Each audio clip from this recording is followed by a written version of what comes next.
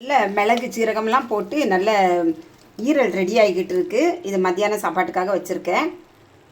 இங்கே நல்ல பிரண்டை துவையல் நல்லா ரெடி பண்ணி வச்சுருக்கேன். பிரண்டை வாரத்தில் இப்போ 4 நாள் எடுக்க ஆரம்பித்தாச்சு. நல்லா சுட சுட கொஞ்சம் நல்ல சோறு போட்டுக்கிட்டு இந்த பிரண்டை துவையலை நான் ஏன் அடிக்கடி எடுக்கிறேன் அப்படின்னா, இது சாப்பிட்டதுக்கப்புறம் உடம்பு தசை முட்டுக்கால் வலி இது எல்லாமே நல்ல குணமாக இருக்குது பார்த்துக்கோங்க. இதை நான் சாப்பிட்டு பார்த்துட்டு தான் உங்களுக்கு நான் சொல்கிறேன். என்றைக்கு நம்ம இயற்கையோடு ஒண்டி போனால் மட்டும்தான் நம்ம நல்லா ஹெல்த்தியாக வாழ முடியும்.